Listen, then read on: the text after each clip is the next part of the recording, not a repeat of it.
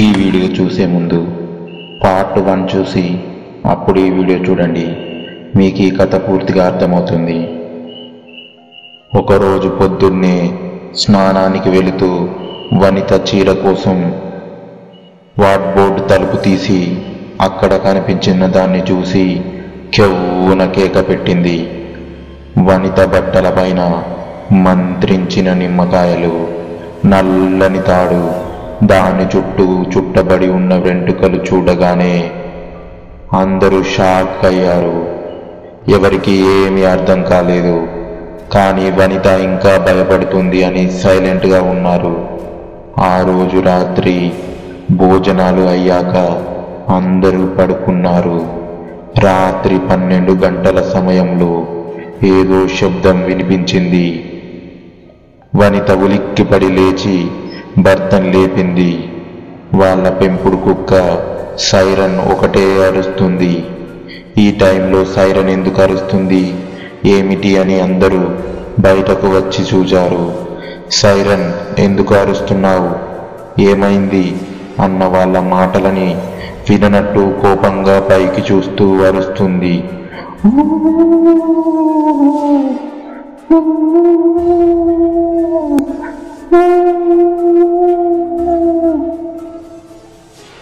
Siren మేడ పైన ఉన్న వైశాలి బెడ్రూమ్ కిటికీ వైపు చూస్తూ అరవడం గమనించారు. వైశాలి ఏది అని రోహిత్ని అడిగింది. తనకి ఒంట్లో బాగాలేక పడుకుంది, అందుకే లేవలేదు అని చెప్పాడు. ఆ రోజు రాత్రి ఎవరూ నిద్రపోలేదు.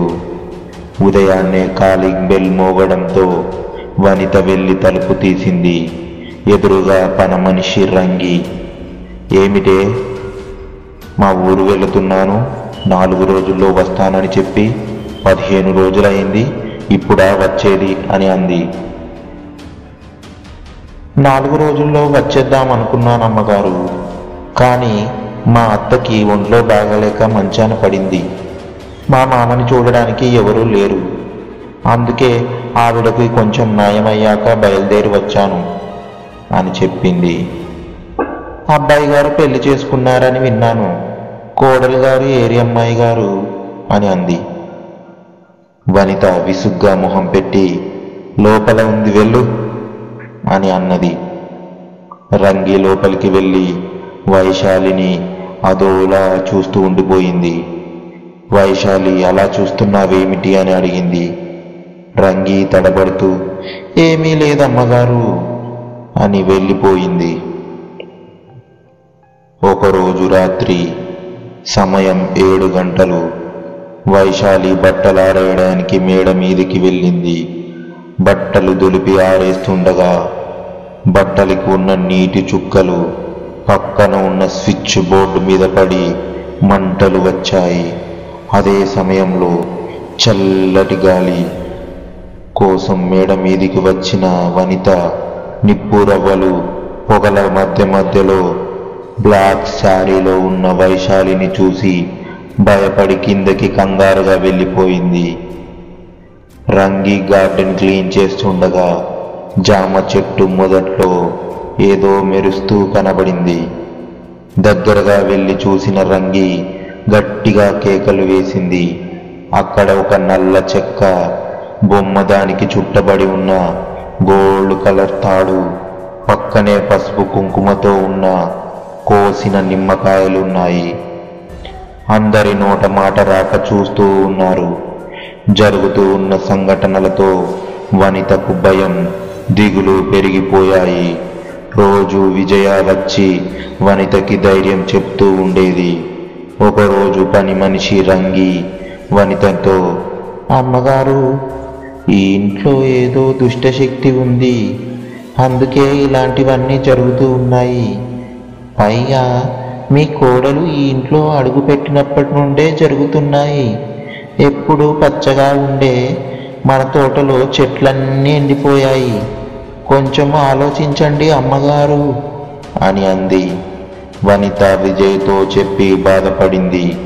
విజయ, భయపడకు, నాకు తెలిసిన మంత్రకాడొకరున్నారు, అతనే ఈ సమస్యకి పరిష్కార మార్గం చెప్పగలడు, రేపే వెళ్దామంది. విజయ వనిత పొద్దున్నే బయలుదేరి మంత్రగాడు ఉండే చోటుకి వెళ్ళారు. మంత్రగాడు చెండా ధ్యానంలో ఉన్నాడు. అతని ఎదురుగా ముగ్గులో మంత్రించిన నిమ్మకాయలు, పసుపు, కుంకుమతో ఉన్న గుడ్డు ఏవో ఉన్నాయి. అతను పెద్ద బొట్టుతో, జడలు కట్టిన జుట్టుతో, మెడ నిండా రకరకాల పూసల దండలతో, బూడిద రాసినట్టు ఉన్న నల్లటి శరీరంతో, ఎర్రని కళ్ళతో భీతి గొల్పేలా ఉన్నాడు. చెండా శిష్యుడు విజయ వనితలను కూర్చోమ్మని చెప్పారు. అరగంట తరువాత ధ్యానం నుండి బయటకు వచ్చిన మంత్రకాడు చెండా వనితని చూసి, మీ సమస్యకు నాకు అర్థమైంది. మీ ఇంట్లో జరుగుతున్నవి ఎవరో చేస్తున్నారు తెలుసుకుంటాను. నేను చెప్పినట్టు చెయ్యి. ఈ నిమ్మకాయలు మీ ఇంట్లో 4 మూలలా పెట్టు. మీ కోడలు కాలి మట్టి గాని వెంట్రుకలు గాని తీసుకొని రేపురా. దానితో విషయం తేలిపోతుంది అన్నాడు. వనిత విజయ సరే అని ఇంటికి వచ్చేసరికి రోహిత్ ఇంట్లోనే ఉన్నాడు. ఎక్కడికి వెళ్ళారు అమ్మా అని అడిగిన రోహిత్కి నిజం చెప్పలేదు వనిత. గుడికి వెళ్ళి వచ్చాము అని అబద్ధం చెప్పింది. ఆ రోజు రాత్రి మంత్రకాడు ఇచ్చిన నిమ్మకాయలు ఇంట్లో 4 మూలల పెట్టింది. వైశాలికి తెలియకుండా తన కాలి కింద మట్టి తీసి జాగ్రత్త చేసింది. ఆ రాత్రి ప్రశాంతంగా గడిచింది. మరునాడు ఉదయం వనిత పెట్టిన నిమ్మకాయలన్నీ నల్లగా మారిపోయాయి. అది చూసి వనిత, విజయ కంగారు పడి వైశాలి కాలి మట్టి తీసుకొని మంత్రకాడికి ఇచ్చి జరిగిందంతా చెప్పారు. మంత్రకాడు వైశాలి కాలి మట్టి తీసుకొని ముగ్గు వేసి దాని మధ్యలో దీపం వెలిగించి మట్టిని అక్కడ పెట్టి ఏవో మంత్రాలు చదువుతూ కళ్ళు మూసుకున్నాడు. ఉన్నట్టుండి పెద్ద గాలి వీచింది. చెండా ముందు ఉన్న దీపం ఆరిపోయింది. చెండా కళ్ళు తెరిచాడు. ఉంది, నీ ఇంట్లో దుష్ట శక్తి ఉంది. అది నీ కోడల్లోనే ఉంది. వెంటనే తనని నీ ఇంట్లో నుండి బయటకు పంపించు. లేదంటే వచ్చే అమావాస్యలోపు అది మీ అందరినీ బలి తీసుకుంటుంది. దానిని ఎదిరించే శక్తి కూడా నాకు లేదు. మీ ఇంట్లో నుండి వెళ్ళాక అది తిరిగి రాకుండా రక్ష కడతాను. ముందు పంపించు, లేదంటే మీ అందరి చావు ఖాయం అని అంటూ గట్టిగా అరిచాడు. వనిత అప్పటికే భయంతో చెమటలు పట్టి వణుకుతూ ఉంది. వనిత విజయ ఇంటికి రాగానే రోహిత్తో విషయం చెప్పి వైశాలిని ఇంటి నుండి పంపేయమని, లేదంటే ప్రమాదమని చెప్పారు. రోహిత్ అపనమ్మకంగా, ఏమిటమ్మా, వైశాలి ఏమిటి, దయ్యమేమిటి, నీకు మూఢనమ్మకాలు ఎక్కువగా అయ్యాయి అని కోపంగా అన్నాడు. విజయ కూడా మంత్రగాడు గురించి చెప్పడంతో రోహిత్కి అనుమానం వచ్చింది. ఇదంతా ఏమిటో తెలుసుకోవాలని తన ఫ్రెండ్ అయిన క్రైమ్ బ్రాంచ్ ఇన్స్పెక్టర్ అయిన కిరణ్కి ఫోన్ చేశాడు. ఇద్దరూ కలిసి మంత్రగాడు చెండా ఉండే చోటికి వెళ్ళారు. పోలీసులను చూడగానే చెండా కంగారు పడుతూ కిరణ్ను చెండను పరిశీలంగా చూస్తూ, నువ్వేనా చెండా అంటే అని అన్నాడు. అవును అన్నాడు చెండా. నువ్వేనా వైశాలి దుష్టశక్తి అని చెప్పింది? ఉరవకొండలో నేను ఛార్జ్ తీసుకున్నప్పుడు అమాయకులైన అక్కడ ఆడవాళ్ళని లంకె బిందెల పేరుతో, దయ్యాల పేరుతో మోసం చేసి డబ్బులు బంగారం కాజేశావని నీ మీద కేసు పెట్టిన, 2 సంవత్సరాలు జైలులో ఉండేలా చేసిన ఎస్ఐని నేనే. ఇప్పుడైనా గుర్తు వచ్చిందా? ఇంకా ఇలాంటివే చేస్తున్నావా అని గద్దించాడు. చెండా వణుకుతూ, క్షమించండి సార్, విజయ గారు నాకు 20,000 డబ్బు ఇచ్చి వనిత గారిని భయపెట్టమంటే వైశాలిని ఇంట్లో నుండి వెళ్ళగొట్టేలా నన్ను ఇదంతా చెయ్యమన్నారు. నాకు ఇంకేమీ తెలియదు సార్, నన్ను వదిలేయండి సార్ అని అన్నాడు. నాతో పాటు రా అని చెండాని జీబెక్కించుకొని వనిత వాళ్ళ ఇంటికి తీసుకువచ్చారు. మంత్రగాడు జరిగినదంతా వనితతో చెప్పాడు. అక్కడే ఉన్న విజయ ముఖంలో రంగులు మారాయి. రోహిత్ విజయతో, ఆంటీ, ఇదంతా మీరే చేశారంటే నేను నమ్మలేకపోతున్నాను. మీ పిల్లలతో పాటు ఆడుకుంటూ మేము కూడా మీ ఇంట్లోనే ఎక్కువగా ఉండేవాళ్ళం. మీరంటే మా ఫ్యామిలీకి ఎంతో ఇష్టం. అలాంటి మీరు ఎందుకు నా జీవితాన్ని నాశనం చేయాలనుకున్నారు అని అన్నాడు. వనిత, ఎంత నమ్మాను నిన్ను, ఎందుకు ఇదంతా చేశావు అంటూ బాధపడింది. విజయ కళ్ళ నీళ్లతో, నన్ను క్షమించు వనిత, ఇదంతా నా కూతురు శ్వేత కోసం చేశాను. హైదరాబాదులో చదువుతూ ఉన్న శ్వేత మొన్న సెలవులకి ఇంటికి వచ్చినప్పుడు తన మనసులో మాట నాతో చెప్పింది.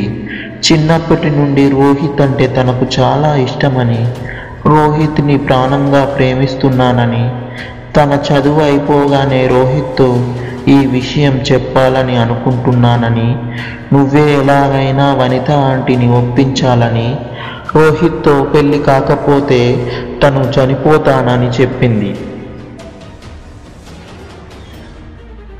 నీతో నాకు ఉన్న స్నేహంతో నా కూతురు శ్వేతని నీ కోడలిగా చేసుకోమని అడిగాను. జయరాం, నువ్వు కూడా ఆనందంగా శ్వేత అంటే మాకు కూడా ఇష్టమే, కానీ రోహిత్ని ఒక మాట అడుగుతామన్నారు. కానీ రోహిత్ ఈలోపే వైశాలిని పెళ్లి చేసుకొని తీసుకువచ్చాడు. రోహిత్ దక్కకపోతే చనిపోతుందని శ్వేత అన్న మాట గుర్తుకు వచ్చింది నాకు. అందుకే రోహిత్ పెళ్లి విషయం తెలియకుండా జాగ్రత్త పడ్డాను. ఎక్కడ శ్వేత అన్నంత పని చేస్తుందేమో అని. శ్వేత మళ్ళీ సెలవులకు వచ్చేలోపు వైశాలిని ఇంటి నుండి పంపేయాలని, తర్వాత శ్వేతనే ఈ ఇంటి కోడలవుతుందని అనుకున్నాను.